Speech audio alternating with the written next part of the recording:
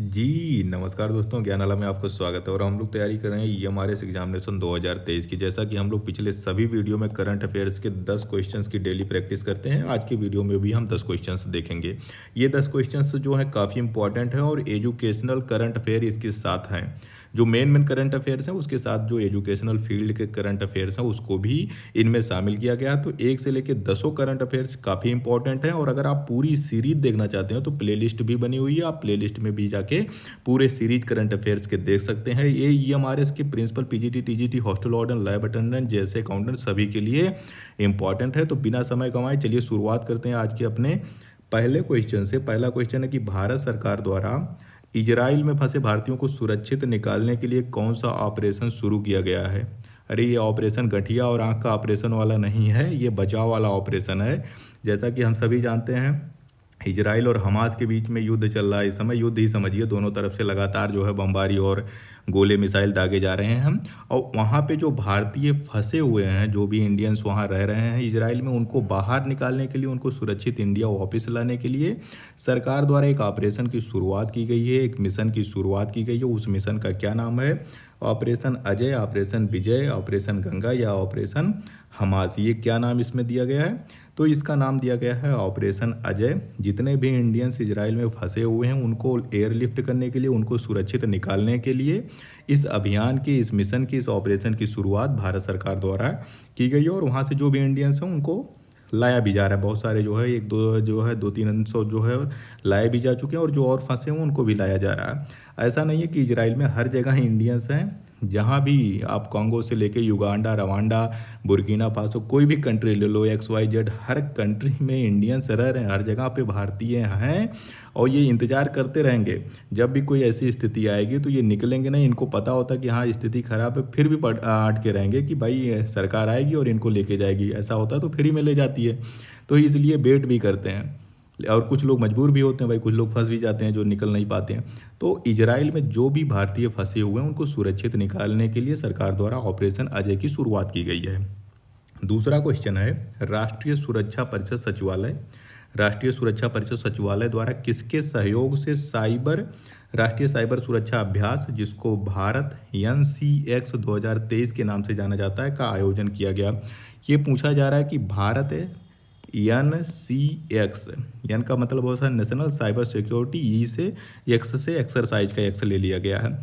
तो national cyber security exercise 2023 यानी 2023 एक राष्ट्रीय सुरक्षा परिषद सचिवालय द्वारा किसके सहयोग से किया गया? राष्ट्रीय रक्षा विश्वविद्यालय RRU के साथ, रक्षा मंत्रालय के साथ, थल सेना के साथ या फिर वित्त मंत्रालय के साथ। ये जो अभ्यास हुआ है national cyber security incident response या फिर कोई NCX इंडिया, ये तो 22 का है, 23 का जो अभ्यास हुआ है, ये अभ्यास किया गया है राष्ट्रीय रक्षा विश्वविद्यालय के साथ। इसमें क्या होता है कि इसमें जो साइबर सिक्योरिटी से जुड़ा हुआ है, आप इसको कंप्यूटर से भी रिलेट, ICT का जो सिलेबस है उससे भी रिलेट कर सकते हैं कि ये जो है साइबर सिक्योरिटी का मतलब होता है कि जितने भी अपने इंटरनेट हैं, हमारे जितने उपकरण हैं, कंप्यूटर, मोबाइल, लैपटॉप्स, उनकी सुरक्षा, उनके यूजर की सुरक्षा, उनके डेटा की सुरक्षा, उसके लिए जागरूकता लाने के लिए, उसकी तैयारी के लिए नए इक्विपमेंट, नए टेक्नोलॉजी, नए ऐप बनाने के लिए ये अभ्यास, ये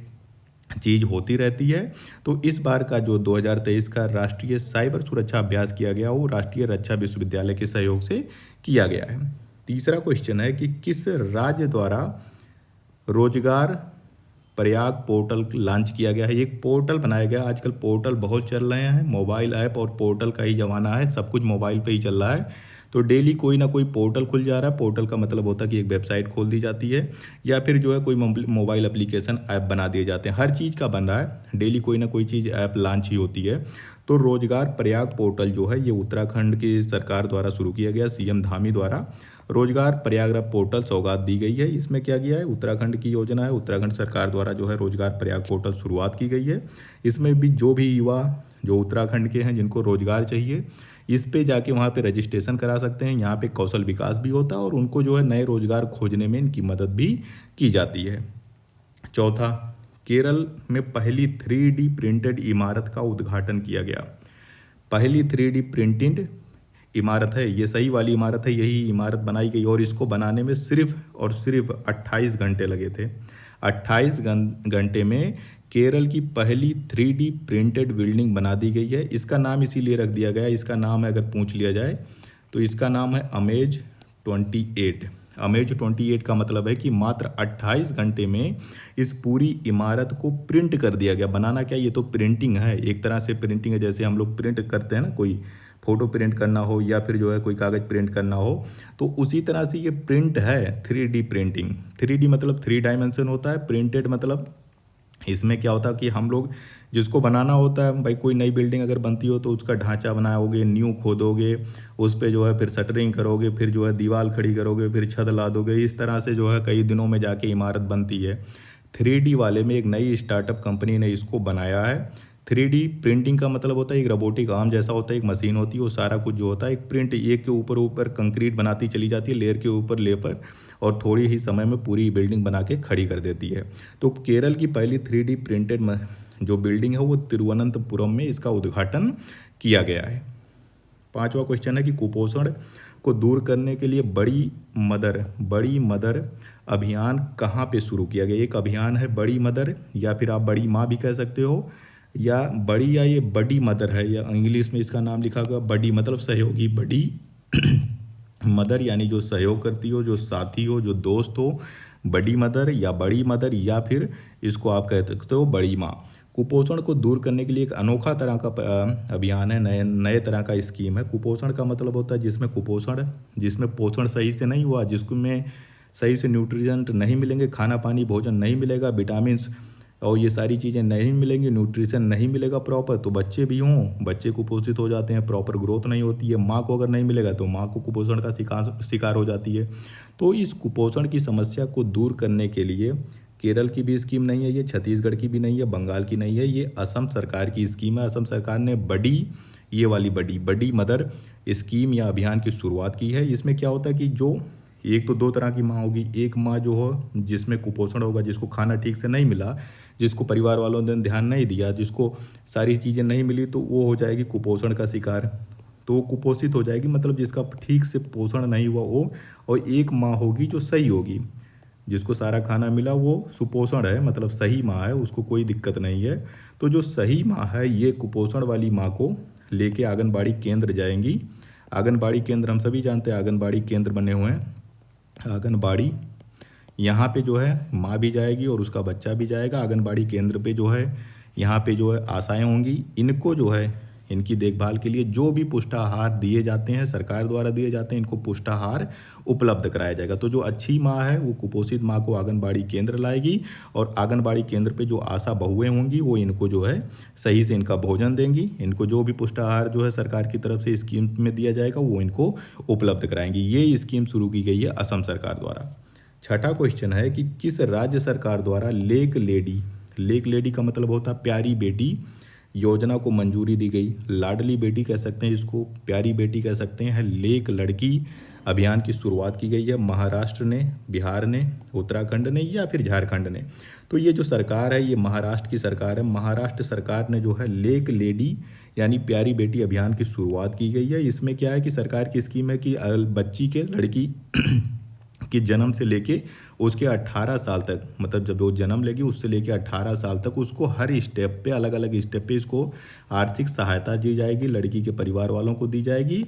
और कुल मिला के 1,01,000 रुपया जो है, लगभग 1,01,000 रुपया जो है इसको लड़की को जो है मिलेगा, लड़की के परिवार वालों को मिलेगा। जब पैदा होगी, यहाँ पे लिखा हुआ कि जन्म पे 5,000 रुपया मिलेगा, जब ये 6वीं क्लास में जाके एडमिशन लेगी तो 4,000 रुपया मिलेगा, जब 11वीं में पहुँचेगी तो 8,000 रुपया मिलेगा, और जब 18 साल की हो जाएगी तो 75,000 रुपये सरकार द्वारा दिया जाएगा।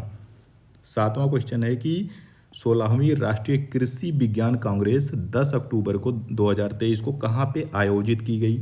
16वीं राष्ट्रीय कृषि विज्ञान कांग्रेस। इसी तरह एक होता है साइंस विज्ञान कांग्रेस, यानी जो है साइंस यानी विज्ञान, राष्ट्रीय विज्ञान कांग्रेस भी एक होता है, और ये कृषि से जुड़ा हुआ है। कृषि का ये 16वां आयोजन है। तो ये कहाँ पे किया गया, लखनऊ में किया गया, कोची में किया गया, या लखनऊ में किया गया, पटना में किया गया, रांची में किया गया। तो इसकी शुरुआत हुई है, इसका आयोजन इस बार किया गया कोची, केरल में। पहली बार केरल में जो है राष्ट्रीय कृषि विज्ञान कांग्रेस का आयोजन किया जा रहा है। जो मंत्री साहब हैं Shri Purushottam Rupala ji, honourable minister of fisheries, animal husbandry and dairy, इनके द्वारा इस अभियान की या फिर इस कांग्रेस की शुरुआत की गई है। एग्रीकल्चरल साइंस कांग्रेस 2023 का शुरुआत किया गया कोची, केरल में। 8वां क्वेश्चन है कि निम्न में से किस राज्य में नवंबर में विधानसभा चुनाव नहीं है। इससे पहले वाला एक वीडियो हमने डाला था, उस पर काफ़ी डिबेट हुए थे, बहुत सारे लोगों ने बहुत तरह के कमेंट किए थे। अधिकांश लोगों ने सपोर्ट किया था, बाकी कुछ और ऐसे थे जिन्होंने जो है कुछ गलत भाषा का भी प्रयोग किया और कुछ ऐसी बातें भी लिखी जो आपत्तिजनक थी। लेकिन ठीक है, सबकी अपनी सोच है, जैसा जिसकी सोच है वैसे ही लिखेगा।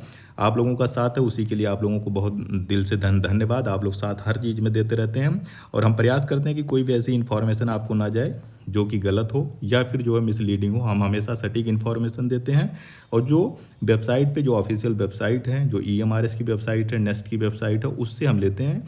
उसी पे जो चीज़ होती है उसी से अनुमान लगा के मोटा मोटा वो चीज़ें हम देते हैं। तो 8वां क्वेश्चन ये कह रहा है कि निम्न में से किस सरकार में नवंबर में जैसा कि विधानसभा चुनाव होने वाले हैं, तो किस में नहीं होगा ये पूछा जा रहा है। मिजोरम में है, हम सभी जानते हैं। मणिपुर में नहीं है, मध्य प्रदेश में है और छत्तीसगढ़ में भी चुनाव है।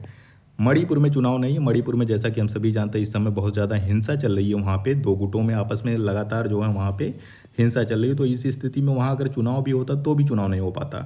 मणिपुर में चुनाव नहीं है। जिन 5 राज्यों में चुनाव नवंबर में होंगे वो मध्य प्रदेश, राजस्थान, छत्तीसगढ़, मिजोरम और तेलंगाना में है। अब आ जाइए 9वां क्वेश्चन, किसके द्वारा 1 वीक 1 लैब कार्यक्रम का शुरुआत किया गया। 1 वीक मतलब 1 सप्ताह 1 लैब का आयोजन किसके द्वारा किया गया। NBRI के द्वारा। NBRI national botanical research institute, NBRI जो कि लखनऊ में है, इसके द्वारा शुरू किया गया, या CSIR इसके द्वारा शुरू किया गया, या CDRI यानी सेंट्रल ड्रग रिसर्च इंस्टीट्यूट ये भी लखनऊ में है, या फिर UGC यूनिवर्सिटी ग्रांट कमीशन द्वारा शुरू किया गया। तो ये जो 1 वीक 1 लैब कार्यक्रम शुरू किया गया है वो CSIR द्वारा शुरू किया गया। CSIR का पूरा मतलब है कि council of scientific and industrial research, CSIR। इसके द्वारा 1 वीक 1 लैब कार्यक्रम शुरू किया गया। जैसे कि CSIR क्या होती है, इसके बहुत सारे लैब इन्होंने बना रखे हैं अलग अलग जो है जगहों पे, अलग अलग इंस्टीट्यूट में CSIR ने अपने लैब बना रखे हैं। उस लैब में मतलब एक लैब जाएंगे वो और 1 सप्ताह तक वहाँ पे उनका कार्यक्रम चलेगा। उस लैब में इन्होंने जितने भी रिसर्च किए हैं, जितने प्रोडक्ट बनाए, उसका ये प्रदर्शनी टाइप की ये वहाँ पे आयोजन करेंगे। आज के इस वीडियो का अंतिम क्वेश्चन है कि हाल ही में विकसित आरोग्य मैत्री क्या है। आरोग्य मैत्री क्या है। आरोग्य मैत्री अस्पताल है, सिनेमा हॉल है, योगा ऐप है या आयुर्वेदिक चिकित्सा है। आरोग्य मैत्री क्या है कि ये भारतीय वैज्ञानिकों की एक बहुत बड़ी उपलब्धि है। ये एक हॉस्पिटल है, ये एक पोर्टेबल हॉस्पिटल है। इसको कहीं भी, इस तरह का हॉस्पिटल है कि आप कहीं भी उठा के ले चले जाओ, ठीक है।